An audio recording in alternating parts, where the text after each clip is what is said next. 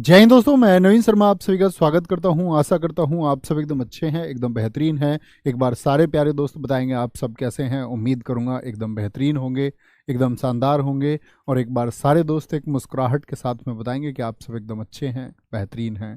तरुण, निर्देश, स्वम, आकाश, रमन, उमेश, पृथ्वी, गौरव, एडिटोरियन, आजमगढ़, जतिन, संदीप, पवन, बीच में से इतने ही नाम पढ़े गए हैं। काफ़ी तेज कमेंट है आप लोगों के। अंशिता, त्रिदेव सिंह, अंकुल, सुधीर, पलक, सारे प्यारे दोस्तों का बहुत स्वागत है। और मित्र, हम लोग पहुंच चुके हैं प्रैक्टिस सेट नंबर 3 पर।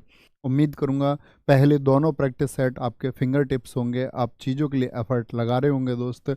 हम लोग साथ मिलके, आप लोग जितना भी ज़्यादा मेहनत करोगे इस एक सेट में, वो आपको सिलेक्शन की तरफ उतना ही लेके जाएगा। तो शुरू करने वाले हैं आज के इस प्रैक्टिस सेशन को। उससे पहले आप मुझे कल के प्रैक्टिस सेट के 5 प्रश्नों के जवाब देंगे और 5/5 स्कोर में आपका देखना चाहूँगा। बताएंगे जी, पंडित रविशंकर का संबंध किस घराने से है? ठीक है, यानी कौन से घराने से वो जुड़े हुए हैं। एक पूछा है, हॉर्नबिल महोत्सव कहाँ मनाया जाता है? जल्दापारा नेशनल पार्क किस राज्य में स्थित है? और भारत ने पहली बार शीतकालीन ओलंपिक में कब भाग लिया, यानी किस वर्ष में भाग लिया था? और नीति आयोग के वर्तमान उपाध्यक्ष कौन है? वर्तमान उपाध्यक्ष कौन है? तो पंडित रविशंकर किस घराने से संबंधित है? क्या बोलोगे भैया जी? इनका संबंध है बनारस घराने से। किस घराने से हैं? बनारस घराने से ये जुड़े हुए हैं। और हॉर्नबिल महोत्सव कहाँ पर मनाया जाता है? नागालैंड में मनाया जाता है। क्या बोलोगे? नागालैंड में मनाया जाता है। जल्दापारा नेशनल पार्क कहाँ पर है दोस्त? बताएंगे तो आप कहेंगे जी वेस्ट बंगाल में है। कहाँ पर है? वेस्ट बंगाल में है आपका। और भारत ने पहली बार दोस्त विंटर ओलंपिक्स में कब पार्टिसिपेट किया? तो आप बोलेंगे भैया जी पार्टिसिपेट किया था 1964 में, 1964 में। और नीति आयोग के वर्तमान उपाध्यक्ष कौन है? क्या बोलोगे? वर्तमान उपाध्यक्ष हैं सुमन के बैरी। जब इसकी स्थापना हुई थी 1950 में, तब अरविंद पनगड़िया थे। कौन थे तब? तब अरविंद पनगड़िया थे। ठीक है, तो मित्र शुरू करेंगे आज के प्रैक्टिस सेट को। एक बार स्कोर सारे दोस्त बता दें। बर्बाद बालक का स्कोर है 5/5। भाई तुम बर्बाद कहाँ हो? इतना अच्छा स्कोर कर रहे हैं तो फिर बर्बाद कैसे? सनातनी 4 स्कोर है, पुष्पेंद्र 5 स्कोर है, नकुल पोसवाल जी 4, रोहित पटवा 4, पीयूष कुंतल 5 पर हैं आपका, पूजा चौधरी 4 पर, हेमंत कुमावत 4, ब्रजेश यादव 4। बहुत शाबाश। तो दोस्त बढ़ते हैं आगे। आपका बहुत अच्छे से आज के प्रैक्टिस सेशन को आप नोट डाउन करेंगे और अपनी राइटिंग में दोस्त सुंदर से नोट्स बनाते रहा करो, स्क्रीनशॉट ले लिया करो और अच्छे से अपनी तैयारी को आगे चलाते रहो। तो आज का पहला प्रश्न आप लोगों के सामने है, कुमकुम मोहंती को निम्नलिखित में से किस नृत्य शैली में उनके योगदान के लिए पद्मश्री पुरस्कार मिला? कहने की बात है, कुमकुम मोहंती का जो संबंध है वो कौन से शास्त्रीय नृत्य से है, यानी किस शास्त्रीय नृत्य से ये जुड़ी हुई हैं? तो क्या बोलेंगे भैया? छऊ से जुड़ी हुई हैं क्या? मणिपुरी से, भरतनाट्यम से, या फिर ओडिसी से? क्या बोलोगे भैया? ओडिसी से ये जुड़ी हुई हैं और इनको पद्मश्री मिला था सन 2005 में। क्या बोलोगे? सन 2005 में इनको पद्मश्री मिला था। कुछ कलाकार आप मुझे बताएंगे जो दोस्त ओडिसी से जुड़े हुए हैं। तो ओडिसी से जुड़े हुए जैसे कुमकुम मोहंती हैं, ऐसे ही अरुणा मोहंती हैं। इनका नाम ना भूलना। क्या बोलोगे? अरुणा मोहंती हैं, अरुणा मोहंती हैं आपका। और मैं बताऊं, संयुक्ता पाणिग्रही, क्या नाम है दोस्त? संयुक्ता पाणिग्रही भी किससे जुड़ी हुई हैं? तो आप कहेंगे भैया बहुत पूछी जाती हैं ये। तीसरा आपका दोस्त गंगाधर प्रधान। गंगाधर उड़ता था या नहीं? बोलो, उड़ी गंगाधर या नहीं? आप कहोगे भैया बिल्कुल शक्तिमान है, गंगाधर ही शक्तिमान है, बिल्कुल उड़ते थे। देवों का आशीष था उनको, इसीलिए उड़ते थे। देवाशीष पटनायक, क्या बोलोगे? देवाशीष पटनायक किससे जुड़े हुए हैं? तो ये भी ओडिसी से जुड़े हुए हैं। आप मुझे बताइए ओडिसी के प्रथम कलाकार कौन हैं? क्या बोलोगे? ओडिसी के प्रथम कलाकार जिनको पद्म विभूषण मिला।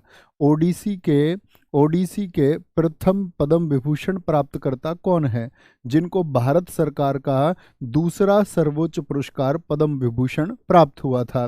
प्रथम पद्म विभूषण प्राप्तकर्ता दोस्त कौन है? तो क्या बोलोगे भैया जी? सन 2000 में आपका केलू चरण महापात्रा, कभी नहीं भूलेंगे। क्या बोलोगे?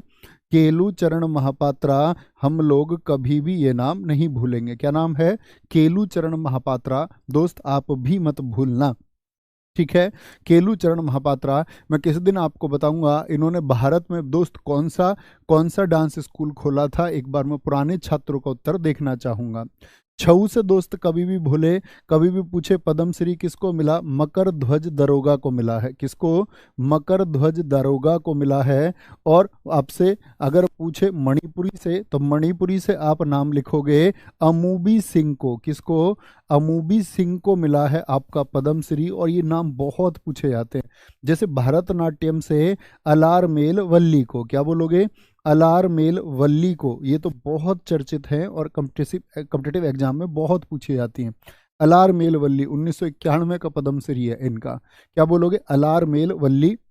आपसे पूछे मणिपुरी से क्या बोलोगे? गुरु अमूबी सिंह हैं। और आपका गुरु नाम के ये मणिपुरी में ही है और एग्जाम में इनका नाम गुरु ही आता है। जानते हो, गुरु अमली सिंह हो गए मणिपुर से, गुरु विपिन सिंह हो गए आपका। तो क्या बोलोगे? मकर ध्वज दरोगा आपका छऊ से हैं। किससे? छऊ से। ये वो लोग हैं तीनों जिनको पद्मश्री मिला है। और भारत सरकार जिसको पद्मश्री या कला क्षेत्र के आपका कला और क्षेत्र में आपका पद्म भूषण या पद्म विभूषण दे दे, एग्जाम में वही प्रश्न पूछे जाते हैं। जितने दोस्तों ने लिखा था कि केलूचरण महापात्रा का सर्जन स्कूल है, बहुत गजब लिखा है, बहुत शानदार।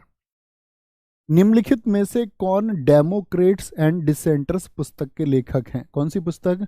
डेमोक्रेट्स एंड डिसेंटर्स के लेखक हैं, बताएंगे जी। कौन साहब हैं? अरुण शोरी हैं क्या? क्या अरुण शोरी हैं आपका? रामचंद्र गुहा है, नलिनी सिंह है, या गुरुचरण दास हैं? तो क्या बोलोगे? ये दोस्त रामचंद्र गुहा है। और भारतीय इतिहास के बहुत अच्छे लेखक हैं जिन्होंने लिखा है गांधी बिफोर इंडिया। क्या बोलोगे? गांधी बिफोर इंडिया पुस्तक एग्जाम्स में बहुत पूछी जाती है। और साथ में आपका इंडिया आफ्टर गांधी। क्या बोलोगे? इंडिया आफ्टर गांधी इन्हीं की पुस्तक है, इंडिया आफ्टर गांधी। और दोस्त आपका रेबेल्स अगेंस्ट द राजस्थान। क्या बोलोगे? सॉरी, क्या बोलोगे? आपका रेबेल्स अगेंस्ट द राजस्थान। क्या बोलेंगे? रेबेल्स अगेंस्ट द राजस्थान। क्या बोलोगे? रेबेल्स अगेंस्ट द राज, याद कर लीजिए, ठीक है। और साथ में किन लोगों ने आधुनिक भारत को बनाया? Makers of the modern India भी इन्हीं की है। क्या बोलोगे? Makers of the modern India. क्या बोलोगे? Makers of the modern India किनकी है? वो भी इन्हीं की बुक है। अरुण शौरी की दोस्त अगर हम बात करें आपसे, तो क्या बोलोगे? अरुण शौरी की बुक जो कॉम्पिटिटिव एग्जाम में लगातार पूछी जाती है, टू सेंट्स। क्या बोलोगे? टू सेंट्स इनकी पुस्तक है, ठीक है। गुरुचरण दास जी की एक पुस्तक है अच्छाई की ओर। क्या बोलोगे? अच्छाई की ओर इनकी पुस्तक है, अच्छाई की ओर, ठीक है। अच्छाई की ओर बहुत पूछी जाती है। और नलिनी सिंह की पुस्तक तो है एंजल्स ब्लड, लेकिन आपको याद करने की आवश्यकता नहीं है, ठीक है। क्या बोलेंगे? कोई दिक्कत, कोई परेशानी? नेक्स्ट आगे चलते हैं जी। सोर मंदिर भारत के किस राज्य में स्थित है? सोर टेम्पल भारत के किस राज्य में? बोलेंगे भी फटाफट से।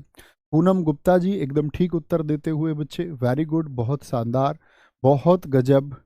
बोलेंगे एक बार फटाफट से, सारे दोस्त उत्तर देंगे। मिस्टर समीर आपका उत्तर भी दोस्त एकदम से ठीक है। सोर मंदिर भारत के किस राज्य में स्थित है? तो क्या बोलेंगे जी? तमिलनाडु में। और सोर मंदिर को दोस्त सबसे बड़ी बात क्या है, इसी सोर टेम्पल को हम बोलते हैं महाबलीपुरम के मंदिर। तो जरा बताइए, महाबलीपुरम के मंदिर यूनेस्को में है या नहीं है? यस और नो। महाबलीपुरम मंदिर जो दोस्त तमिलनाडु के हैं, क्या इनको यूनेस्को में स्थान दिया गया है? तो आप कहेंगे जी भैया, ये यूनेस्को में 1984 में लिस्टेड हुए थे। कब? 1984 में।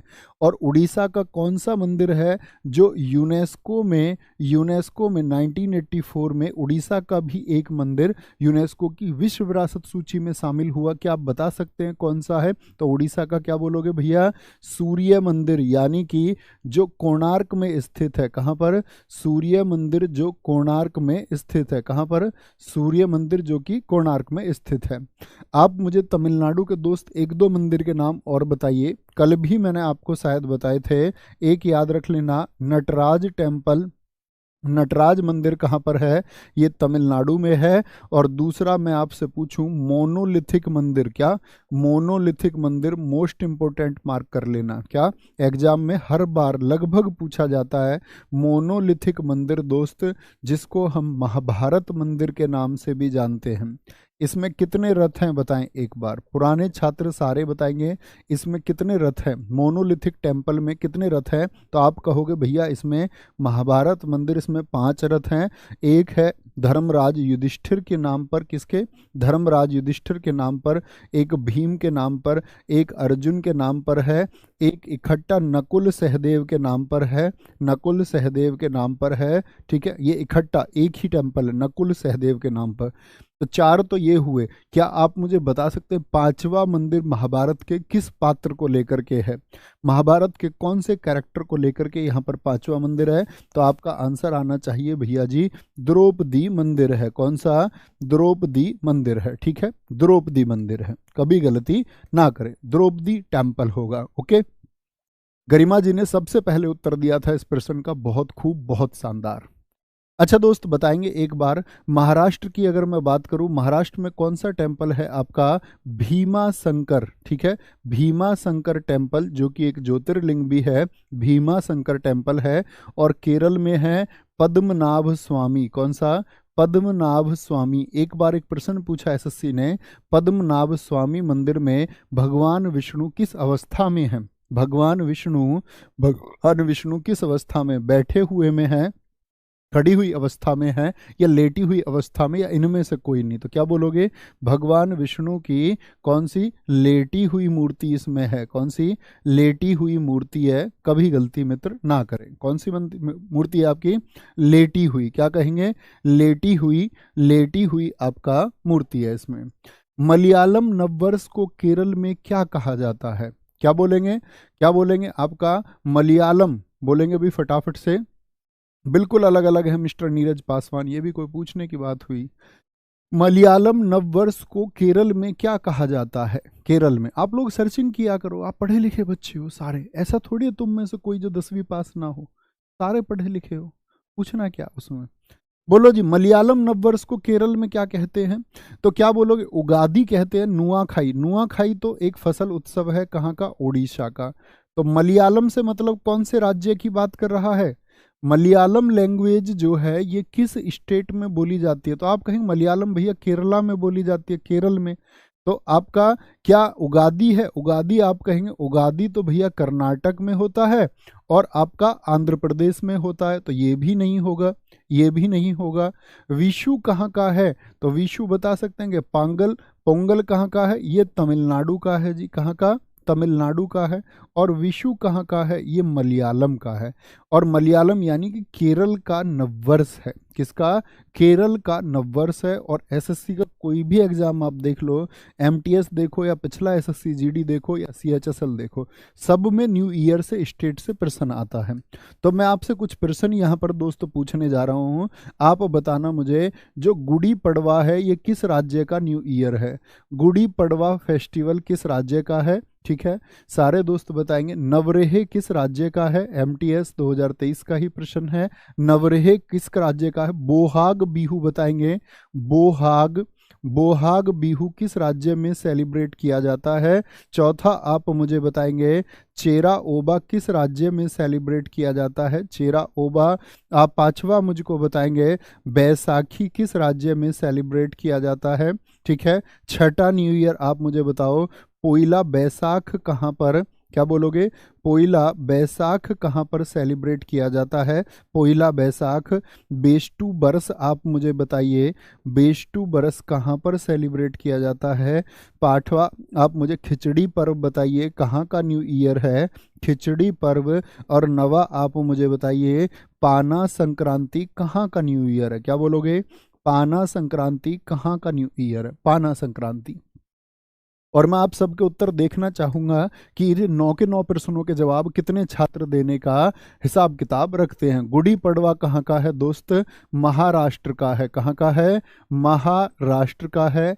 नवरेह कहाँ का है? जम्मू और कश्मीर का है। बोहाग बीहू की अगर बात करें तो असमिया न्यू ईयर है, यानी असम का है। और चेरा ओबा कहाँ का है? ये मणिपुर का है। कहाँ का? मणिपुर का। बैसाखी शायद सब जानते होंगे, पंजाब का है। कहाँ का? पंजाब का। पोइला बैसाख अगर मैं आपसे पूछूं, ये पश्चिम बंगाल का होगा। बेष्टू बरस गुजरात का है। और खिचड़ी पर्व उत्तर प्रदेश का न्यू ईयर है। ठीक है। पाना संक्रांति दोस्त उड़ीसा का है। कहाँ का? ओडिशा का। तो ये सब कौन थे? ये नव वर्ष थे, न्यू ईयर थे। हर स्टेट का न्यू ईयर है, हर स्टेट का न्यू ईयर है। उनमें से ये सबसे महत्वपूर्ण है जो बार बार एसएससी पूछती है। बहुत बढ़िया शिशु अनिल कुमार। और दोस्त ईमानदारी से बताना 9 के 9 के उत्तर कितने लोग जानते थे, जो 9 के 9 प्रश्नों को जानते थे। विधान चंद्र राय पुरस्कार किस विषय में दिया जाता है? एक अवार्ड है विधान चंद्र, ठीक है। एक डॉक्टर थे, डॉक्टर विधान चंद्र, वो उनके नाम के आगे से पेपर में जरूरी नहीं एक डॉक्टर लगाए, 6, कुछ बच्चों ने लिखा 5 जानते थे, बहुत शाबाश। कुछ आकाश सिंह कह रहे हैं वो 7 जानते थे। 9 वाले दोस्त अगर जितने स्कोर तुमने बढ़ा के बताया होगा सही बता देना, नहीं एग्जाम में देख लेना, एग्जाम में नुकसान हो जाएगा फिर उतने ही जितना बढ़ा रहे हो तो बढ़ाना नहीं है, ठीक है। विधान चंद्र राय पुरस्कार किस विषय में दिया जाता है? कानून, वास्तुकला, खेल या फिर दवा? या फिर दवा। तो क्या बोलेंगे भैया? किसके? मेडिसिन के फील्ड में दिया जाता है। किसके? मेडिसिन के फील्ड में दिया जाता है। विधान चंद्र राय बहुत बड़े व्यक्ति हैं दोस्त, बड़े प्रसिद्ध व्यक्ति हैं, क्योंकि इनको भारत रत्न भी मिल चुका है। कितने दोस्त बताएंगे? विधान चंद्र राय को भारत रत्न कब मिला? 1961 में मिला। और वेस्ट बंगाल के ये फर्स्ट सीएम थे। क्या बोलोगे? First CM of West Bengal, पश्चिम बंगाल के पहले, ठीक है। इन्हीं की याद में हम क्या मनाते हैं? डॉक्टर्स डे मनाते हैं। चिकित्सक दिवस इन्हीं की याद में मनाया जाता है। आप बताइए किस तिथि को चिकित्सक दिवस हम मनाते हैं? किस डेट को? तो आप क्या बोलोगे? 1 जुलाई को। क्या मैं ठीक बोल रहा हूँ? 1 जुलाई को हम क्या मनाते हैं? डॉक्टर्स डे मनाते हैं। आप लोग गलती नहीं करेंगे। क्या बोलोगे? 1 जुलाई को। कुछ दोस्त मैं आपसे अभी पूछने जा रहा हूँ, क्या जैसे अगर मैं पूछूं विधान चंद्र राय पुरस्कार की स्थापना कब हुई थी और पहली बार कब दिए गए? यूपी लेखपाल परीक्षा में पूछा गया था, आपका जिन बच्चों ने दिया हो आपका मेंस को, तो स्थापना इसकी हुई 1962, क्षेत्र पूछा गया था वहां पर भी स्थापना हो गई। और पहली बार जब दिए गए 1973 में। क्या बोलोगे? पहली बार 1973 में। क्या? 1973 में प्रदान किया गया, यानी पहली बार दिया गया। किसको दिया गया जी? संदीप मुखर्जी को दिया गया। किसको? डॉक्टर संदीप मुखर्जी को दिया गया था। किनको दिया गया? विधान चंद्र राय पुरस्कार के पहले प्राप्तकर्ता कौन है? संदीप मुखर्जी हैं। कौन है जी? संदीप मुखर्जी हैं। मैं आपसे कुछ दोस्त फील्ड पूछने जा रहा हूं, आप मुझे बताना कलिंग पुरस्कार किस क्षेत्र में दिया जाता है? क्या बोलोगे? जो कलिंग अवार्ड है, या मैं आपसे पूछूं दोस्त कलिंग अवार्ड के साथ में आपका, सॉरी, कलिंग अवार्ड आप मुझे बताएं, फिर से लिख देता हूं मैं। कलिंग अवार्ड आपसे पूछें, कलिंग अवार्ड, या आपसे पूछ ले शांति स्वरूप भटनागर अवार्ड। क्या बोलोगे? शांति स्वरूप भटनागर। क्या बोलोगे? शांति स्वरूप भटनागर अवार्ड ये किस क्षेत्र में दिया जाता है? तो क्या उत्तर आप लोगों का आएगा? जैसे मैं आपसे पूछ लूं, इसमें दूसरा कलिंग पुरस्कार हो गया आपका। एक धन्वंतरी पुरस्कार किस क्षेत्र में दिया जाता है? धन्वंतरी अवार्ड किस फील्ड में दिया जाता है? तो सिर्फ नाम लिखेंगे, अवार्ड बार बार नहीं लिखेंगे। धन्वंतरी अवार्ड। बोरलॉग अवार्ड आप मुझे बता दो, बोरलॉग अवार्ड किस क्षेत्र में दिया जाता है? एक आप मुझे बता दो गोल्डन पांडा अवार्ड। क्या बोलोगे? गोल्डन पांडा अवार्ड किस फील्ड में दिया जाता है? एक आप मुझको बताओ अर्जुन पुरस्कार और द्रोणाचार्य पुरस्कार, अर्जुन और द्रोणाचार्य पुरस्कार किस क्षेत्र में दिए जाते हैं? फील्ड बहुत पूछा जाता है। एक आप मुझे बताओ दादा साहेब फाल्के पुरस्कार। क्या बोलोगे? दादा साहेब फाल्के अवार्ड किस फील्ड में दिया जाता है? एक आप मुझे बताओ दोस्त मूर्ति देवी पुरस्कार। क्या बोलोगे? मूर्ति देवी पुरस्कार किस फील्ड में दिया जाता है? मूर्ति देवी पुरस्कार, ठीक है। एक आप मुझे बताओ, आर.डी. बिड़ला अवार्ड किस फील्ड में दिया जाता है? आर.डी. बिड़ला अवार्ड ये किस फील्ड में दिया जाता है? और नवा आप मुझे बताओ, जे.सी.बी. अवार्ड किस फील्ड में दिया जाता है? जे.सी.बी. अवार्ड किस फील्ड में दिया जाता है, बोलेंगे जी। सारे दोस्तों का उत्तर देखना चाहूंगा। तो धन्वंतरी भी एक डॉक्टर रहे हैं दोस्त, आपका गजब सा उत्तर दे दो। कलिंग और शांति स्वरूप ये विज्ञान के क्षेत्र में, साइंस के फील्ड में दिए जाते हैं। धन्वंतरी भी किस क्षेत्र में दिया जाता है? मेडिसिन के फील्ड में, यानी कि चिकित्सा के क्षेत्र में। किसमें? चिकित्सा के क्षेत्र में दिया जाता है। बोरलॉग अवार्ड दोस्त कृषि के क्षेत्र में दिया जाता है। किसमें? एग्रीकल्चर के फील्ड में दिया जाता है। गोल्डन पांडा अवार्ड ये किसमें? पर्यावरण के क्षेत्र में, एनवायरनमेंट के फील्ड में दिया जाता है। अर्जुन और द्रोणाचार्य ये खेल क्षेत्र के पुरस्कार हैं। दादा साहेब फाल्के ये सिनेमा में दिया जाता है। आपका मूर्ति देवी पुरस्कार ये साहित्य का पुरस्कार है। आर.डी. बिड़ला आपका फिजिक्स के क्षेत्र में दिया जाता है। किसके? फिजिक्स के क्षेत्र में। और जे.सी.बी. अवार्ड ये लिटरेचर यानी कि आपका साहित्य के क्षेत्र में दिया जाता है। किस क्षेत्र में? साहित्य के क्षेत्र में दिया जाता है। किस क्षेत्र में? साहित्य के क्षेत्र में दिया जाता है। सारे पता होना चाहिए। क्या बोलोगे? कलिंग पूछे आपसे, कलिंग पूछे या आपसे पूछ ले शांति स्वरूप भटनागर, तो आप कहेंगे किसमें? विज्ञान के क्षेत्र। धन्वंतरी पूछे चिकित्सा के क्षेत्र में। बोरलॉग कृषि के। गोल्डन पांडा अवार्ड पूछे पर्यावरण के क्षेत्र में। अर्जुन पुरस्कार पूछ ले, चाहे द्रोणाचार्य, या फिर अगर हम बात करें मेजर ध्यानचंद खेल रत्न पुरस्कार, ये सब खेल के क्षेत्र में दिए जाते हैं। अगर मैं यहाँ से कुछ अवार्ड आपसे पूछ लूँ जिनके वर्ष बड़े महत्वपूर्ण हैं, मुझे बताइए अर्जुन और द्रोणाचार्य। अर्जुन पुरस्कारों की शुरुआत किस वर्ष में हुई थी? तो अर्जुन पुरस्कार 1961 में। और कितने दोस्त बताएंगे द्रोणाचार्य पुरस्कार किस वर्ष में शुरू हुए थे? द्रोणाचार्य पुरस्कार तो क्या बोलोगे? 1985 में शुरू हुए थे। ऐसे ही मेजर ध्यानचंद खेल रत्न पुरस्कार 1991-92 में शुरू हुए। 1991-92 में, ठीक है। आगे आएंगे। शाहिद परवेज खान, बुद्धादित्य मुखर्जी और अनुष्का शंकर, जो कि पंडित रविशंकर की बेटी हैं, निम्नलिखित में से किस वाद्य यंत्र से जुड़ी हुई हैं? अब ये नाम आ गया अनुष्का शंकर और ये भी पता चल गया किसकी बेटी है, फिर तो प्रश्न का उत्तर देना भाई आसान हो जाता है। बड़े गजब तरीके से आप उत्तर फिर बता सकते हैं। क्या आंसर आएगा भैया? सितार उत्तर हो जाएगा। सरोद से बता दीजिए कुछ नाम मुझको। सरोद से क्या बोलोगे? वही नाम, एक नाम लिया था मैंने, बताया था। ये बेटे हैं अमान अली खान और अयान अली खान। किसके बेटे हैं बताना जरा? अमान अली और अयान अली किसके बेटे हैं? क्या बोलोगे? अयान अली किसके बेटे हैं? ठीक है। एक तो ये बात याद रख लेना, एक दोस्त जितने भी महाराज है वो तबला में है, लेकिन विकास महाराज तबला में नहीं है। विकास महाराज आएंगे सरोद में। क्या बोलोगे? विकास महाराज कहाँ आएंगे? सरोद में। गलती नहीं करनी है, ठीक है। शरण रानी पूछ ले आपसे, शरण रानी पूछ ले तो क्या बोलेंगे भैया? सरोद में लिख देंगे। किसमें? सरोद में लिखेंगे, गलती नहीं करनी है। साइलेंट बॉय शिवम ने सबसे पहले उत्तर दिया था अमजद अली खान। बीन का कोई याद नहीं करना। संत लोग क्या करते हैं? संत लोग करते हैं जी शिव जी के भजन। शिव कुमार शर्मा, ठीक है। और आपका भजन से कौन है? नाम पूरा बताओ आप लोग। भजन सोपोरी। क्या बोलोगे? भजन सोपोरी हैं। साथ में रुस्तम सोपोरी, तो सोपोरी जितने भी होंगे, रुस्तम सोपोरी हो गए आपके। अभय सोपोरी हो गए। कौन? अभय सोपोरी हो गए। अभय सोपोरी आपका, ये बात याद रख लेना। और शिव कुमार शर्मा के साथ में राहुल शर्मा सर रीजनिंग वाले। क्या बोलोगे? राहुल शर्मा सर रीजनिंग वाले भी क्या बजाते हैं? वो भी संत आदमी है, संतूर बजाते हैं। क्या करते हैं जी? संतूर बजाते हैं। ऐसे सच में मत समझ लेना, कभी बोलो गुरुजी संतूर बजा के दिखाओ। क्या बोलोगे जी? संतूर। कौन? राहुल शर्मा, शिव कुमार शर्मा। भजन सोपोरी, रुस्तम सोपोरी और अभय सोपोरी, ठीक है। अभय सोपोरी। या ऐसे सोच लो, संत लोग सुपारी नहीं खाते।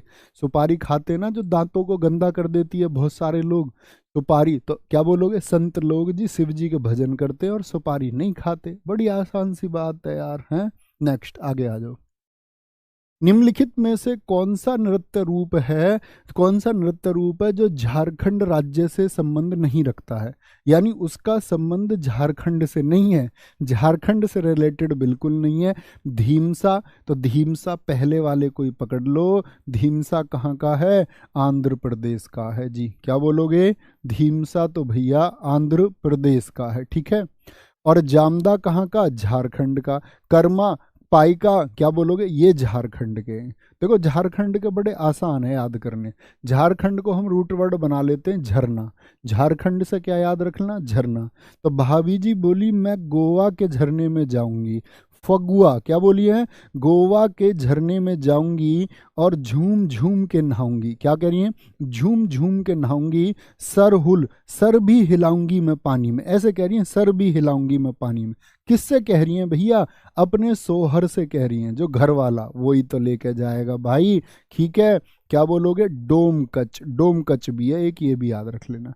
ये झारखंड के क्या कह रही थी, अपने सोअर से मैं झरने में नहाऊंगी, गोवा जाके झूम झूम के सर भी हिलाऊंगी झरने में जब पानी गिरेगा, ठीक है।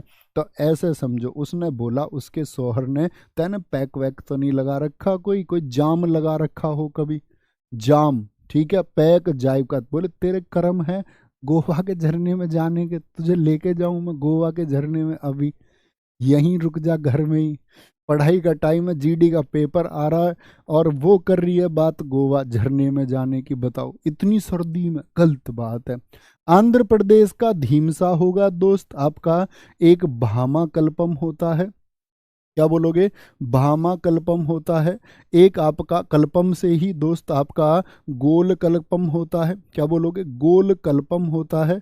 अभी दो याद रखेंगे, आंध्र प्रदेश का एक तो धीमसा, एक भामा कल्पम, एक गोल कल्पम होता है। गलती नहीं करनी है, ठीक है, गलती नहीं करनी है जी। आगे आएंगे, भारतीय संविधान के अनुच्छेद 32 और 226 के तहत कितने प्रकार की रिट जारी की जाती हैं, कितने प्रकार की रिट जारी होती हैं, बताएंगे जी। क्या बोलेंगे जी, कितने प्रकार की रिट।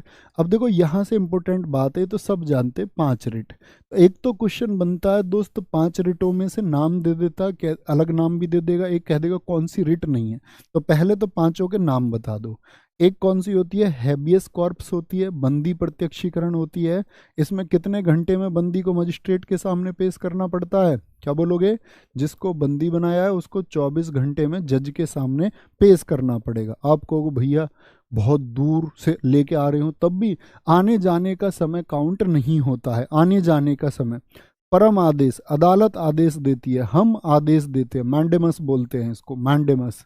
कहते हैं भाई कोई आदमी काम नहीं कर रहा, आपके जिले में कोई अधिकारी है काम नहीं कर रहा, लाल फीता शाही कर रहा, रेड टेपिज्म का शिकार है, क्या तो मैं तो अधिकारी हूँ, मैं नहीं सुनूंगा किसी की। तो आप चले जाएंगे कोर्ट, तो कोर्ट उसको आदेश देगा, भैया ऐसे कैसा नहीं करेगा काम को, घर की सरकार थोड़ी है, जनता के नौकर हो। प्रतिषेध हो गया, ठीक है, प्रतिषेध हो गया। एक होता आपका उत्प्रेषण, क्या बोलोगे, उत्प्रेषण। और 5वां होता अधिकार परीक्षा, क्या बोलोगे, 5वां होता है अधिकार परीक्षा, 5वां होता है अधिकार परीक्षा। अब सबसे इंपॉर्टेंट क्वेश्चन अब आएगा कि सुप्रीम कोर्ट हाई कोर्ट के खिलाफ कौन सी रिट दायर कर सकता है। सुप्रीम कोर्ट हाई कोर्ट के खिलाफ, क्या बोलोगे, सुप्रीम कोर्ट हाई कोर्ट के खिलाफ कौन सी, क्या बोलोगे, कौन सी क्या बोलोगे, कौन सी रिट जारी कर सकता है, कौन सी रिट जारी कर सकता है, ये इंपॉर्टेंट प्रश्न है। इन 5 में से ही एक आपको बताना है। तो आप क्या बोलेंगे भैया, प्रतिषेध को, किसको, प्रतिषेध को जारी कर सकता है। क्या आंसर हो जाएगा, प्रतिषेध। अच्छा जी, अगर आपने रिट सुप्रीम कोर्ट में दायर की है तो सुप्रीम कोर्ट सुनवाई करेगा या नहीं, बोलो यस और नो।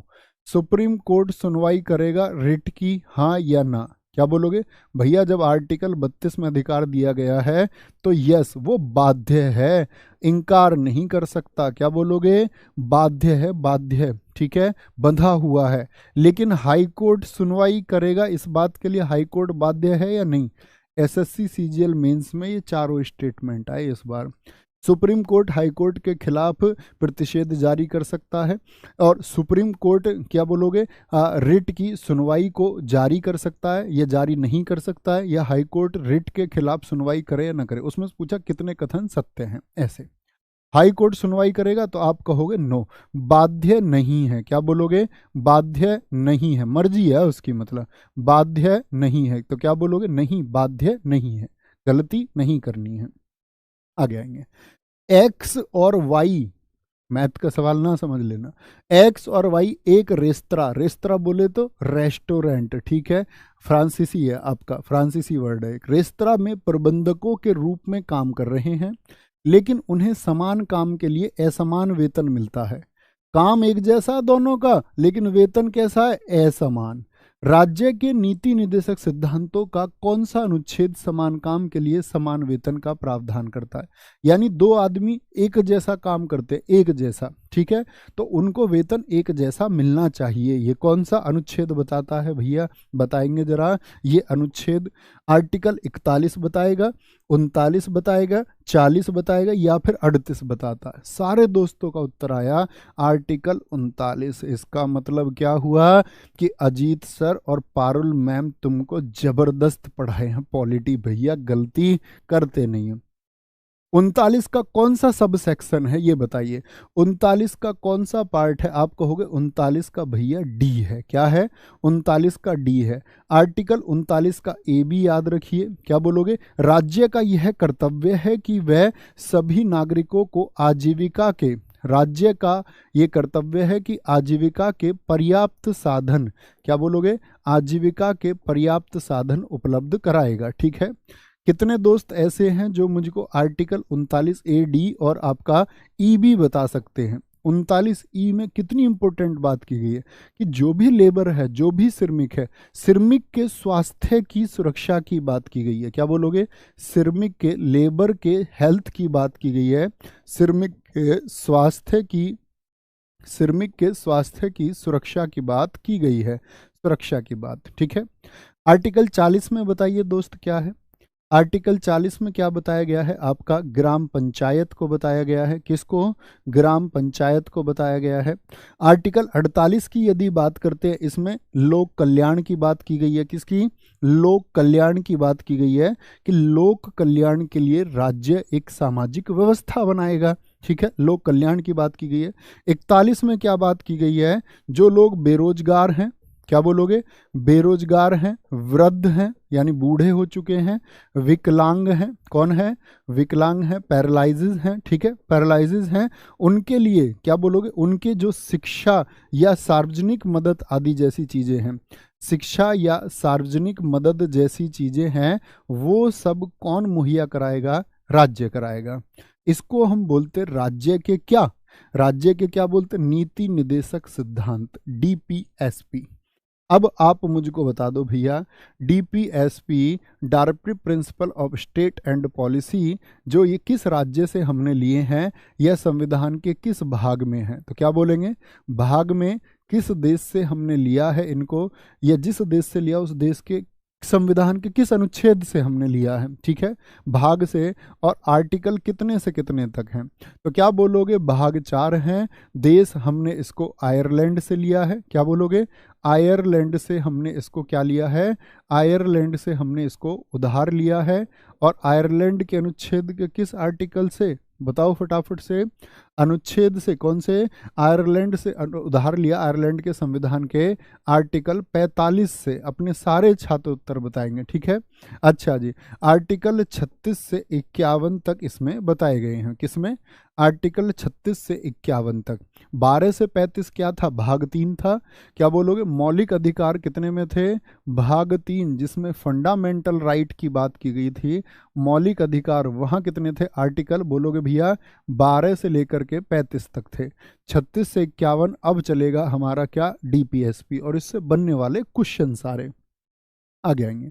निम्नलिखित में से किस अनुच्छेद में पूरे भारत में एक समान सिविल संहिता, यूनिफॉर्म सिविल कोड, क्या बोलते हैं? यूनिफॉर्म सिविल कोड, कितने दोस्त जानते हैं यूनिफॉर्म सिविल कोड क्या होता है? आप अक्सर नाम सुनते होंगे यूनिफॉर्म सिविल कोड। 1 मिनट में समझाता हूँ। आप देश के किसी भी कोने में जाके किसी व्यक्ति का यदि मर्डर कर देंगे, ऐसा करना देना, मतलब एक बात समझिए, आप किसी का मर्डर कर देंगे तो समान कानून है, सबको धारा 302 के तहत, आईपीसी की धारा 302 के तहत सजा सुनाई जाएगी।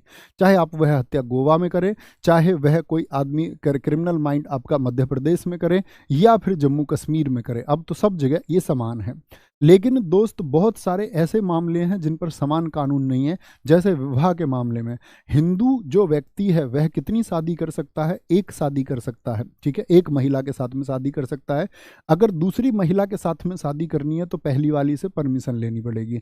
पहली वाली भाभी जी कह देंगी कि दूसरी शादी कर लो तो कर सकते हो, पहली वाली कह दे तीसरी कर लो तो कर सकते हो। लेकिन पहली वाली ने अगर कह दिया कि दूसरी शादी नहीं कर सकते तो नहीं कर पाओगे। लेकिन आप लोग जानते इस्लाम में ऐसा नहीं है। वहां पर जो इस्लामिक लॉ है उसके अनुसार एक व्यक्ति कितनी 4 शादी कर सकता है। क्या बोलोगे?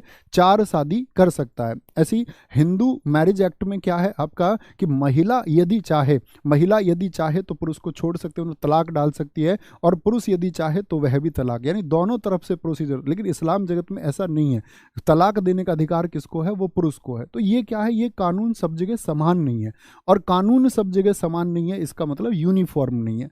तो यूनिफॉर्म सिविल कोड की बात किसमें की गई है? वह बात की गई है कि सारे कानून जितने भी एक देश में है वो सबके लिए बराबर होने चाहिए, बराबर होने चाहिए। तो क्या बोलेंगे? वे आर्टिकल 44 में है, ठीक है। महिला 40 बता चुका, ग्राम पंचायत। 42 में बताइए ये क्या है? काम, न्याय संगत और जो प्रसूति होती है आपकी उनकी सहायता की बात करती है। काम, न्याय संगत और प्रसूति। प्रसूति समझते हो? जब हम अपनी माता के गर्भ में थे, ठीक है, माता के गर्भ में थे तो हमारी माता कौन सी थी? प्रसूति, प्रसूति अवस्था में थी। उनकी सहायता के लिए क्या है आपका? वो राज्य का कर्तव्य है। 44 हो गया। 48 में बताइए, 48 में क्या है? कृषि और पशुपालन को बताया गया है। किसको? आपका एग्रीकल्चर को और एनिमल हस्बेंड्री को बताया गया है। कृषि को और पशुपालन को बताया गया है। कोई दिक्कत, कोई परेशानी? अच्छा जी, मुझे बताइए आप सिविल कोड लागू करने वाला पहला राज्य कौन है? सिविल कोड लागू, सॉरी, सिविल कोड लागू करने वाला पहला राज्य, क्या बोलेंगे? लागू करने वाला पहला राज्य कौन सा है हमारे देश का? तो क्या बोलोगे? ऐसा सिविल कोड भैया गोवा में लागू है। लेकिन अभी हाल ही में पूछे संवैधानिक तौर पर, क्या बोलोगे? संवैधानिक तौर पर ऐसे प्रश्न पूछे, संवैधानिक तौर पर क्या बोलोगे? यूसीसी, यूनिफॉर्म सिविल कोड को अपनाने वाला राज्य कौन सा बना है? ये सारे दोस्त उत्तर करेंगे। अपनाने वाला राज्य कौन सा बना है? तो आंसर आएगा उत्तराखंड। यूनाइटेड किंगडम ना लिख लेना, उत्तराखंड बना है। कौन बना है? संवैधानिक तौर पर जिसने अपनाया है। और सबसे पहले अगर पूछे लागू करने वाला कौन है तो गोवा कहेंगे। क्या कहेंगे?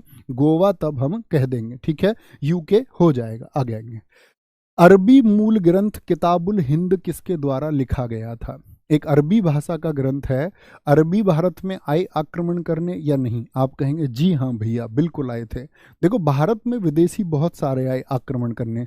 सबसे पहले आए दोस्त कौन? ईरानी, हकामनी साम्राज्य के। यूनान से कौन आया था भारत में आक्रमण करने? जरा बताएं, बोलो जी फटाफट से। यूनानी आए आपका। तो यूनानियों में कौन आया? सिकंदर आया। फिर आए आपका आईजी साहब पीके। क्या बोलते हैं? आईजी साहब। आईजी बोले तो इंडो ग्रीक हैं। ये कौन है? इंडो ग्रीक है, इनको बोलते हैं आईजी, इंडो ग्रीक। आईजी साहब फिर पीके आए। क्या बोलोगे? फिर शक आए, फिर पहलव आए, फिर आपके पल्लव ना लिख लेना, कई बार विकल्प में पल्लव दिख देता है। कुषाण आए।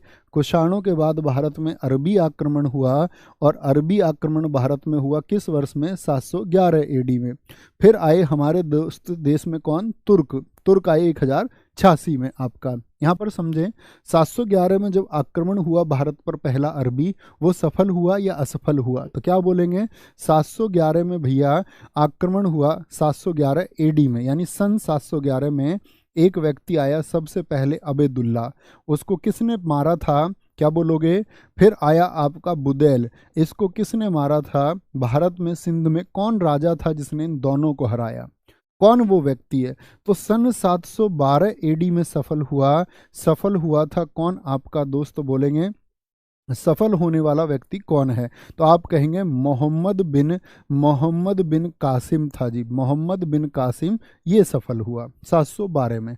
तो सारे दोस्तों ने लिखा दाहिर है राजा का नाम। तो क्या बोलोगे? इस समय भारत में जो सिंध क्षेत्र है, जो आज पाकिस्तान है, तो सिंध क्षेत्र का राजा कौन था? सिंध क्षेत्र का राजा था दोस्त आपका दाहिर। क्या बोलोगे? दाहिर शासक था, ये याद रखना है। तो जब ये मोहम्मद बिन कासिम भारत आया, इसके बाद में आए आपके तुर्क आक्रमणकारी, और तुर्कों में आया एक मोहम्मद गजनवी। कौन? मोहम्मद गजनवी। और मोहम्मद गजनवी के साथ ही आया था अलबरूनी। क्या बोलोगे? अलबरूनी आया था, और अलबरूनी ने ही पुस्तक लिखी है किताबुल फतीम। क्या बोलोगे? किताब उल फतीम पूछे आपसे तो किसने लिखी है? क्या बोलोगे? सॉरी, किताब उल फतीम पूछे आपसे किसने लिखी है? तो आप कहेंगे ये भी अलबरूनी ने ही लिखी है। किसने? अलबरूनी ने ही लिखी है। ठीक है, जियाउद्दीन कुछ नहीं। इब्न बतूता की पुस्तक का नाम बताओ, इब्न बतूता की बुक का नाम बताओ। तो इब्न बतूता की बुक का नाम है दोस्त आपका रेहला। क्या बोलोगे? रेहला नाम है पुस्तक का। अलबरूनी पूछे किसके साथ आया? गजनवी के साथ आए 4 लेखकों में से एक है अलबरूनी। ठीक है, इब्न बतूता किसके समय पर आया? मोहम्मद बिन तुगलक के समय आया, सन 1333 में। क्या बोलोगे? एमबीटी कौन है जी? एमबीटी बता सकते हैं? मोहम्मद बिन तुगलक जो दिल्ली सल्तनत पर एक शासक रहा 1325 से 1351 तक, उसके शासनकाल में सन 1333 में आया था कौन? Ibn Battuta. बहुत पूछा जाता है। क्या बोलोगे? Ibn Battuta. नेक्स्ट है जी। कम से कम मैं आपको पिछले 10 सेट में सारा वार्म अप करा दूंगा बेसिक का, और 10 सेट के बाद में एडवांस लेवल की आप तरफ चल रहे होंगे। ठीक है, ये बात याद रख लेना। 10 तक मजबूती से टिके रहिए, और उसके बाद में फिर एडवांस प्रैक्टिस, उस तक आप जान जाएंगे कॉमन चीज़ें क्या हैं। 1867 में बम्बई में किस संस्था की स्थापना हुई थी? पिछला कोई भी प्रश्न पूछ लूँ वो गलत नहीं होना चाहिए बस। क्या बोलोगे जी? 1867 में बम्बई में किसकी? प्रार्थना समाज की स्थापना हुई थी। कहाँ पर? याद रख लेना, बम्बई में हुई थी। किसने की थी ये बता सकते हैं क्या आप? तो कौन कौन व्यक्तियों के नाम आएंगे? कौन कौन व्यक्ति थे बताएंगे फटाफट से। तो एक तो थे दोस्त आपका आत्माराम पांडुरंग। कौन? आत्माराम पांडुरंग थे। और आत्माराम पांडुरंग के साथ में कौन थे आपका? क्या बोलोगे? आरजी भंडारकर थे। आरजी भंडारकर थे, और एक व्यक्ति इनके सहयोगी बने थे केसी सेन। केसी सेन बोले तो केशव चंद्र सेन। ब्रह्म समाज की स्थापना किस वर्ष में हुई थी बताएं? बहुत इंपॉर्टेंट है एसएससी के हर एग्जाम के लिए। 1828 राजा राम मोहन राय। क्या बोलोगे? राजा राम मोहन राय ने स्थापना की थी। राजा राम मोहन राय ने। आर्य समाज की स्थापना 1875 में हुई। किसने की थी? दयानंद सरस्वती जी ने की थी। किसने? दयानंद सरस्वती जी ने की थी। और रामकृष्ण मिशन की स्थापना कब हुई? 1897। किसने? आपका 1897 में स्वामी विवेकानंद जी ने की थी। किन्होंने? स्वामी विवेकानंद जी ने की थी। क्या बोलोगे? स्वामी विवेकानंद जी ने की थी। ये वो संगठन है दोस्त जो हर एग्जाम में बार बार पूछे जाते हैं। जैसे मैं आपसे और कुछ पूछ लूँ, मुझे बताइए आप, सत्यशोधक समाज की स्थापना किसने की और किस वर्ष की? सत्यशोधक समाज। इस बार भी आप एग्जाम देने जाओगे 100% पूछा जाएगा। सत्यशोधक समाज 1873, ज्योतिबा फूले। ये भी महाराष्ट्र का ही एक संगठन था, ज्योतिबा फूले। एक दिन इनके हेडक्वार्टर बताऊंगा सबके, ज्योतिबा फूले। मुझे बताओ देव समाज की स्थापना कब हुई? देव समाज की स्थापना कब हुई? तो आप कहेंगे 1887 में शिव नारायण अग्निहोत्री। क्या बोलेंगे भाई साहब? शिव नारायण अग्निहोत्री। कहीं ऐसा तो नहीं है दोस्त हौसला एग्जाम तक कम हो जाएगा? यस और नो। तीसरा अभिनव भारत समाज। क्या बोलोगे? अभिनव भारत समाज, इसकी स्थापना कब हुई थी? तो अभिनव भारत समाज की स्थापना हुई 1904 में वीडी सावरकर ने की। क्या बोलोगे?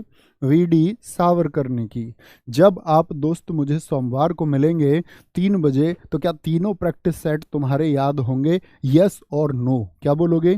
क्या तीनों प्रैक्टिस सेट तुम्हारे याद होंगे? आप कहेंगे भैया आप एक भी क्वेश्चन कहीं से पूछ लेना, सब कुछ फिंगर टिप्स रहेगा।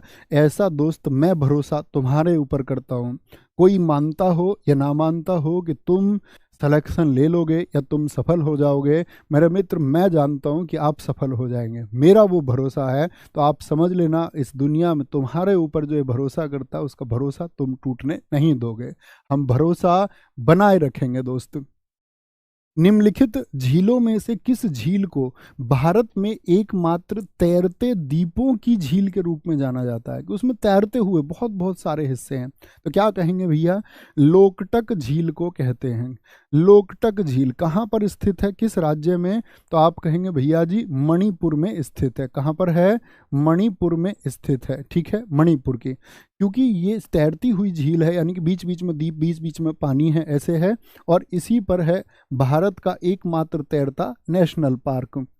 भारत का एकमात्र तैरता नेशनल पार्क कौन सा है बताएंगे? भारत का एकमात्र तैरता नेशनल पार्क या बोलो राष्ट्रीय उद्यान कौन सा है? तो क्या बोलोगे? केबुल लामजाओ। क्या बोलेंगे? Keibul Lamjao national park. तो केबुल लामजाओ नेशनल पार्क आपसे पूछे कहाँ पर है, तो आप कहेंगे भैया मणिपुर में स्थित है। कहाँ पर है? मणिपुर में। देखो एक ने केबुल लामजाओ को लिख दिया कुबलामू, कुछ भी लिख दोगे भाई, कुछ भी। क्या बोलोगे? केबुल लामजाओ। चिल्का झील कहाँ पर स्थित है? ओडिशा में स्थित है। ओडिशा में, ठीक है, ओडिशा में स्थित है। पुलिकट झील की अगर बात करें, तमिलनाडु और आंध्र प्रदेश की सीमा पर है। क्या बोलोगे? तमिलनाडु और आंध्र प्रदेश की सीमा पर है। कोलूरू झील कहाँ पर है? ये आंध्र प्रदेश में है। तो आंध्र प्रदेश में कोलेरू झील। जैसे मैंने दोस्त आपको बताया, भारत का एकमात्र नेशनल पार्क नहीं, सॉरी यहाँ पर एक बात हमने छोड़ दी, एकमात्र फ्लोटिंग है, एकमात्र तैरता हुआ नेशनल पार्क है, एकमात्र तैरता हुआ नेशनल पार्क है। आप मुझे बताओ भारत का एकमात्र तैरता हुआ पोस्ट ऑफिस बताओ जी। भारत का एकमात्र तैरता हुआ पोस्ट ऑफिस, क्या बोलोगे? तैरता हुआ पोस्ट ऑफिस कहाँ पर है? भारत का एकमात्र तैरता हुआ पोस्ट ऑफिस ये डल झील में है। और डल झील कहाँ पर है दोस्त? आपका श्रीनगर जम्मू और कश्मीर में है। कहाँ पर? श्रीनगर जम्मू और कश्मीर में है। ये दुनिया का भी पहला तैरता पोस्ट ऑफिस है। सन 2011 में इसकी शुरुआत हुई थी। कब? सन 2011 में इसकी शुरुआत हुई थी। निम्नलिखित में से कौन सा रिजर्व बैंक ऑफ इंडिया द्वारा उपयोग किया जाने वाला एक मौद्रिक नीति साधन है? क्या मौद्रिक नीति साधन है? आप लोगों को पता होना चाहिए। मुझे बताइए रिजर्व बैंक एक्ट कब आया था? आरबीआई एक्ट हमारे देश में कब आया था? तो आप कहेंगे भैया आरबीआई एक्ट आया 1934 में, सब लोग जानते हैं। और मैं बोलूं आरबीआई की स्थापना किस वर्ष हुई थी? आरबीआई की स्थापना किस वर्ष हुई थी? तो आप कहेंगे 1935 में हुई थी। किसमें? 1935 में हुई थी। तो जब आरबीआई का एक्ट आया 1934, उसके बारे में पढ़ेंगे हम कि भैया ये हमने एक नाम पढ़ा मौद्रिक नीति, मॉनिटरी पॉलिसी इसको हम कहते हैं। तो मॉनिटरी पॉलिसी क्यों आरबीआई बनाता है, ये कितने दोस्त बताएंगे? तो याद रख लेना, एमपीसी बोलते हैं इसको, मॉनिटरी पॉलिसी कमेटी। मौद्रिक नीति जो समिति होती है ये मॉनिटरी पॉलिसी बनाती क्यों है? तो मॉनिटरी पॉलिसी जो होती है हमारी, ये भैया कीमतें स्थिर रहें। क्या बोलोगे? मूल्य स्थिरता के लिए, यानी कीमतों को स्थिरता के लिए। क्या बोलोगे? मूल्य स्थिरता के लिए यही उद्देश्य होता है मॉनिटरी पॉलिसी का। क्या है? यही उद्देश्य है। और क्या बोलोगे? आरबीआई का जो एक्ट है 1934 का इसकी धारा 45 ZB के अनुसार, क्या बोलोगे? 45 ZB के अनुसार मॉनिटरी पॉलिसी कमेटी का गठन किया जाता है। किसका? एमपीसी, एमपीसी बोले तो क्या बोलोगे?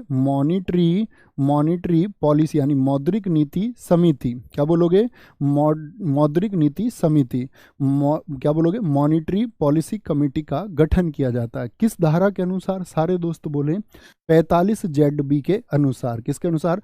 45 ZB के अनुसार एमपीसी का किया जाता है गठन। मुझे बताइए एमपीसी में कितने सदस्य होते हैं? एमपीसी में कितने सदस्य होते हैं? सारे दोस्त बोलेंगे। अब वो बताएंगे एमपीसी का जो गठन पहली बार किया गया, एमपीसी का जो गठन पहली बार किया गया वो किया गया 27 जून 2016 को। 27 जून 2016 को किया गया दोस्त। इसमें कितने? 6 मेंबर होते हैं। क्या बोलोगे? 6 मेंबर होते हैं, जिनमें से 3 तो होते हैं आपका आरबीआई की तरफ से, ठीक है। एक इसमें आरबीआई के जो गवर्नर होते हैं वो अध्यक्ष होते हैं। दूसरे आपके इसमें एक डिप्टी गवर्नर होता है जो प्रभारी होता है, और एक केंद्रीय बैंक द्वारा नामित व्यक्ति होता है यानी अधिकारी होता है। और 3 होते हैं इसमें सेंट्रल गवर्नमेंट से यानी केंद्र सरकार से। किससे? केंद्र सरकार से। तो इस तरह से ये 6 आदमी होते हैं। और कभी भी पूछे एमपीसी का मॉनिटरी पॉलिसी कमेटी, मौद्रिक नीति समिति का अध्यक्ष कौन होता है? क्या बोलोगे? अध्यक्ष कौन होता है? तो आप कहेंगे आरबीआई का गवर्नर होता है।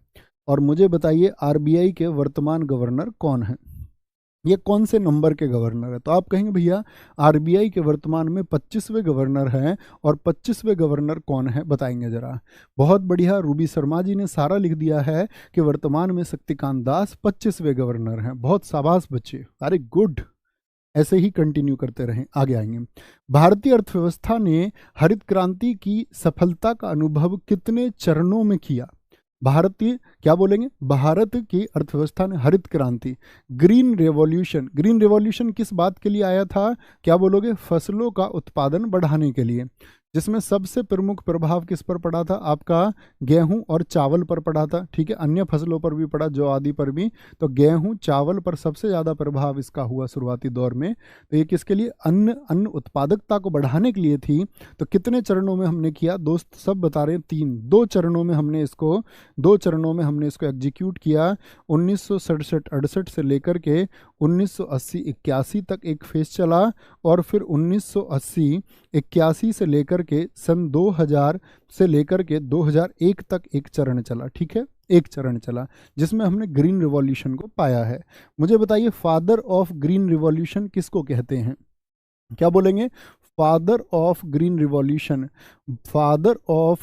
फादर ऑफ ग्रीन रिवॉल्यूशन यानी कि फादर ऑफ हरित क्रांति। हरित क्रांति के जनक किनको कहा जाता है? तो आप क्या बोलोगे? नॉर्मन बोरलॉग को कहा जाता है। बताइए नॉर्मन बोरलॉग किस देश के निवासी थे? तो आप कहेंगे भैया यूएसए के निवासी थे। और नॉर्मन बोरलॉग ने ही आपका क्या बोलोगे इस काम के लिए 1970 में नोबेल पाया। बहुत इंपॉर्टेंट प्रश्न बनता है कि नॉर्मन बोरलॉग को आपका किस वर्ष में नोबेल मिला था, और नोबेल क्यों मिला इनको? क्या बोलोगे? HYV के लिए मिला। HYV क्या होता है जी?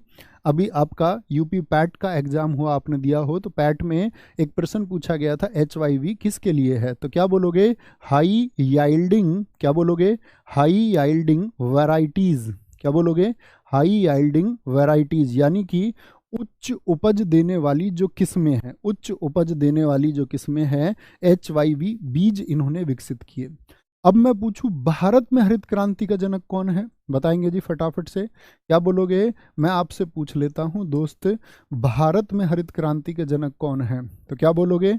भारत में हरित क्रांति के जनक जिनका हाल ही में निधन हो गया था, हरित क्रांति के जनक कौन है? तो आप कहेंगे भैया MS स्वामीनाथन है। बताइए MS स्वामीनाथन का संबंध किस राज्य से है? MS स्वामीनाथन, इनका संबंध भारत के किस राज्य से है? तो आप कहेंगे इनका संबंध भारत में तमिलनाडु से है। क्या बोलेंगे? तमिलनाडु से। भारत में हरित क्रांति लागू करने का सपना किस प्रधानमंत्री का था?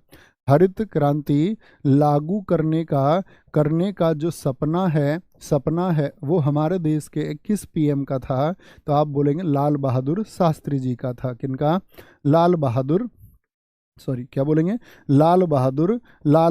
शास्त्री जी का ये ड्रीम था। कभी गलती नहीं करनी है। नेक्स्ट, कभी गलती ना करें दोस्त। नेक्स्ट है जी, कौन सी गैस बायोगैस का एक प्रमुख घटक है? बायोगैस जिसको हम गोबर गैस के नाम से जानते हैं, बोलेंगे भी फटाफट से, गोबर गैस के नाम से जानते हैं, क्या बोलेंगे आपका, सॉरी 14 का उत्तर नहीं बताया मैंने, बैंक दर होगा दोस्त, बैंक रेट, बैंक रेट होगा, सॉरी 14 का होगा बैंक रेट। दिखाएं भाई गुरुजी मुझे भूल तो नहीं गई हो, मैं आपका पुराना शिष्य हूँ। नहीं मेरे दोस्त, मैं तुम्हें कैसे भूल सकता हूँ, तुम रोज मेरे सपनों में आते हो, डेली। कौन सी, इवन जब मैं सुबह का अलार्म भी नहीं लगाता उठने का, सुबह मेरे सपने में आके तुम ही उठाते हो मुझको। पॉसिबल, मैं दोस्त तुमको जानता हूँ, ये तो हुआ मजाक, और मैं बता सकता हूँ, आप वेरीफाई करेंगे। आप हमारे यूपीएसआई के जो 2020 वाला बैच चल रहा था, 21 में जो चलता रहा, आप उसके स्टूडेंट हैं। क्या मैं सही हूँ? पॉसिबल। कौन सी गैस बायोगैस का एक प्रमुख घटक है? हाइड्रोजन, मेथेन, सीएनजी और एलपीजी। इतना तो मैं बच्चों कमेंट देख के जान सकता हूँ कौन बच्चा कब से पढ़ रहा है। हाँ बहुत सारे नए हैं, इतने सारे मुश्किल हैं, लेकिन जान जाऊंगा धीरे धीरे तुमको भी, ठीक है। मैं बाद में भी देखता हूँ तुमको। कौन सी गैस बायोगैस का एक प्रमुख घटक है? तो बायोगैस में क्या होती है? मेथेन होती है, CH4 होती है। क्या होती है? CH4 होती है। क्या होती है? CH4 होती है। और कितनी होती है CH4? अगर मैं आपसे पूछूं भैया मेथेन होती कितनी है, तो 55 से लेकर के 75% तक होती है, 55 से लेकर के 75% तक। निम्नलिखित में से कौन सा है जो विषाणु यानी कि वायरल जनित रोग है, जो वायरस से होता है, वायरस से होता है, वायरस से होता है, ठीक है, बताएंगे एक बार। बहुत शानदार। कुछ बच्चे सोच रहे होंगे गुरुजी तुम कुछ भी फेंक देते हो, हैं? कि मैं जानता हूँ 2021 के स्टूडेंट, लेकिन ये हकीकत है, ये बात मान लेना तुम मेरी, ओके, कभी मजाक समझो। निम्नलिखित में से कौन सा विषाणु जनित रोग है? विषाणु जनित रोग है, बताएंगे जी एक बार। चिकन पॉक्स, काली खांसी, मलेरिया या ट्यूबरकुलोसिस। तो क्या बोलोगे? जो माता होती है चिकन पॉक्स, क्या बोलोगे? चिकन पॉक्स, खाली खांसी और ट्यूबरकुलोसिस, ये दोनों रोग कैसे हैं? ये तो दोस्त आपका बैक्टीरिया के रोग हैं। बैक्टीरिया बोले तो जीवाणु के रोग हैं। किसके? जीवाणु के रोग हैं। और मलेरिया मैंने कल बताया आपको, तो क्या बोलोगे? मलेरिया भैया किससे होता है, बताइए जरा। तो आप कहोगे प्रोटोजोआ से होता है भैया, प्रोटोजोआ से होता है, प्रोटोजोआ जनित रोग है, ओके। Chicken pox. मुझे बताइए विषाणु के कुछ रोग आप बताएं जो वायरस से होने वाले रोग है। भैया अभी फैला कोरोना, नाम भी बहुत बुरा था इसका, तो क्या बोलोगे? लोग अपनी चप्पल तक इसने साफ करने को मजबूर कर दिया है। लेकिन हम लोगों की आदत नहीं है, अब हम फिर से ऐसे ही हो गए हैं, जबकि हमको हाइजीन का ध्यान रखना चाहिए, हम फिर से ऐसे हो गए। एक टाइम पे ऐसा था कि हमको चप्पलें तक अपनी सैनिटाइज करनी पड़ी। आप लोगों को ध्यान रखना चाहिए अपनी हेल्थ का हमेशा से, ठीक है। अब फिर से सब ऐसे ही हो गए, फिर से कुछ आ जाएगा। एड्स हो गया, एड्स। इन्फ्लुएंजा हो गया, क्या बोलोगे? इन्फ्लुएंजा रोग किसकी वजह से होता है? विषाणु की वजह से होता है। चेचक बोल दे, चेचक। खसरा बोल दे, मीजल्स बोलते हैं इसको, खसरा बोल दे आपसे, ठीक है। ये सब किसकी वजह से होते हैं? विषाणु की वजह से। जुकाम बोल दे, खांसी बोल दे, ये सब किसके हैं? ये आपका विषाणु के रोग हैं। किसके? विषाणु के। हाल ही में ग्लोबल इंडिया अवार्ड पाने वाली पहली महिला कौन बनी है? ग्लोबल इंडिया अवार्ड पाने वाली प्रिया सेन बनी है, सुधा मूर्ति, वहीदा रहमान, या इनमें से कोई नहीं।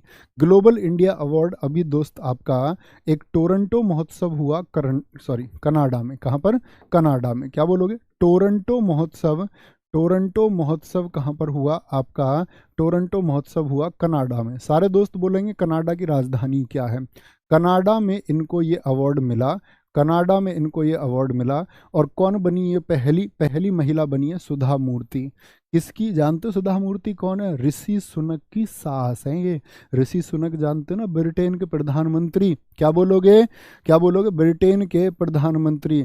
इनकी बुक्स एसएससी की फेवरेट बुक्स। ऐसे नहीं कि जब एसएससी तब से पूछने लग गई है जब से इनके जो दामाद है वो ब्रिटेन के प्रधानमंत्री बन गए, नहीं, उनके प्रधानमंत्री बनने से बहुत पहले से, पिछले 5 वर्षों से एसएससी पूछ रही है इनको डॉलर बहू। क्या बोलोगे? 5 वर्षों से ही तो पूछ रही है, स्टैटिक जीके को भी। Wise and otherwise. क्या बोलोगे? Wise and otherwise. Wise and otherwise किसकी पुस्तक है? और तीसरा 3000 टांके। कभी कभी ये नाम अंग्रेजी में भी मिल जाता, 3000 स्टिचेस। क्या? 3000 स्टिचेस, 3000 टांके। क्या बोलोगे? ये तो बहुत ही पूछी है एसएससी ने। जैसे मैं कहता हूँ ना, दिल दे दिया हमने तुमको प्यार करके, ऐसी है करना किसी और तरह से, मतलब याद नहीं होते, मैं उल्टे सीधे भी गा देता हूँ गाने कई बार ऐसे, मतलब माइंड नहीं करना कभी, बोलो गुरुजी तुमको याद भी नहीं है। गाने याद नहीं होते मुझे, बाकी सब याद हो जाता है। ठीक है, सॉरी। इसमें एक वहीदा रहमान भी थी। वहीदा रहमान को क्या मिला भैया? इनको मिला आपका 53वां दादा साहेब फाल्के। क्या बोलोगे? 53वां दादा साहेब फाल्के अवार्ड मिला इनको। किस वर्ष में मिला आप बताएंगे? तो वर्ष आप कहेंगे भैया 2023 में मिला है, इसीलिए बहुत इंपॉर्टेंट है। ओके, कोई दिक्कत, कोई परेशानी? हाल ही में किस राज्य में भारत का पहला जल विश्वविद्यालय खुलेगा? भारत नहीं, इवन इस दुनिया का पहला जल विश्वविद्यालय ये होगा। क्या बोलोगे? भारत का पहला, और साथ में क्या, दुनिया का पहला होगा ये दोस्त। क्या होगा? ये दुनिया का पहला वाटर यूनिवर्सिटी होगा। और कहाँ खुलेगा? ये उत्तर प्रदेश में खुलेगा। कहाँ पर? उत्तर प्रदेश में, जो हमीरपुर जिला है। किसमें?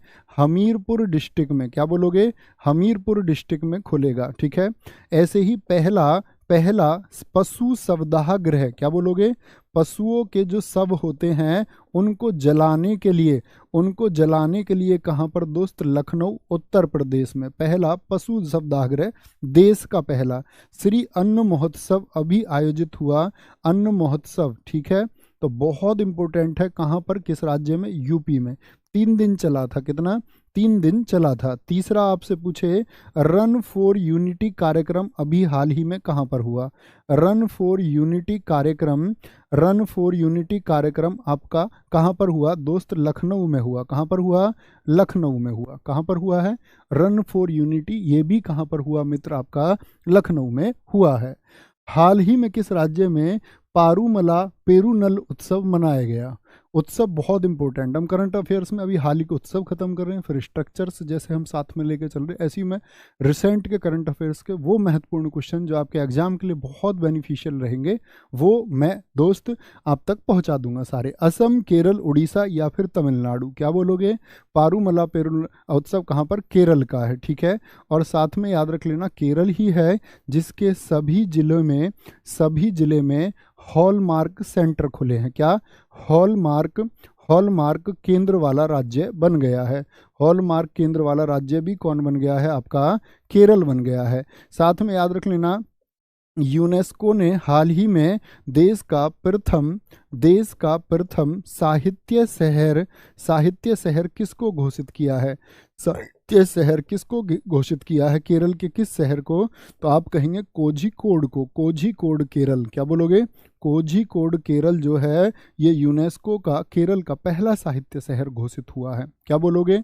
साहित्य शहर घोषित हुआ। HYV की फुल फॉर्म दिल्ली पुलिस में भी पूछी। अच्छा, वो पैट में पूछी थी उससे पहले, दिल्ली पुलिस में भी पूछी होगी, क्योंकि सारी शिफ्ट मैंने देखी नहीं, मैं अभी देख रहा हूँ दिल्ली पुलिस की शिफ्ट को। और मेरा काम यही होता है, रिसेंट का जो पेपर हुआ उसको बहुत अच्छे से देख लेना, कौन कौन से क्वेश्चन हुए, और दिल्ली पुलिस के सारे प्रश्न शायद अगले 3 से 4 दिन में मैं देख चुका हूँ, और मुझे पता रहेगा कौन सा प्रश्न पूछा गया। ठीक है, क्या बोलेंगे? कोई दिक्कत नहीं। कुल रथों की संख्या 8 है, जिसमें से पंचरथ ये 5 है। बहुत बढ़िया। रोजगार विद अंकित सर का चेला नहीं है, ये चीला है। अगला प्रश्न है, त्रिशूर पूरम केरल राज्य का उत्सव किस भगवान को समर्पित है? केरल में एक उत्सव मनता है त्रिशूर पूरम। SSC ना जाने कितनी बार पूछ चुकी है। आज का इस क्वेश्चन का टारगेट रखते हैं, और क्वेश्चन का टारगेट रखते हैं 5000 बच्चों के आंसर का। उम्मीद करूंगा वो बच्चे तुरंत आंसर देंगे, और तुरंत ये आंसर देके बताएंगे कहाँ पर मनता है, और बहुत अच्छे से सब दोस्तों का उत्तर आना चाहिए। मिलेंगे सोमवार को, आप सब लोगों का इंतजार रहेगा सोमवार को। और सुनो कि पूछते हैं लोग पूछते हैं कितना टूटे हो तुम, कि लोग पूछते हैं कितना टूटे हो तुम, कि लोग पूछते हैं, फिर से सुनो, कि लोग पूछते हैं कितना टूटे हो तुम, क्या तुम्हें जोड़ दे हम? लोग पूछते हैं कि कितना टूटे हो तुम, क्या तुम्हें जोड़ दे हम? अरे कोई समझाओ उन्हें कि जोड़ा तो उन्हें जाता है जो टुकड़े हो जाता है, हम तो चूर चूर हुए हैं। तो ख्याल रखिए अपना बहुत सारा। मिलते हैं दोस्त सोमवार को, और 3 प्रैक्टिस सेट आप तैयार करके मिलेंगे। थैंक यू, नमस्ते, जय मां सरस्वती, जय हिंद, जय Bharat. Thank you, love you all.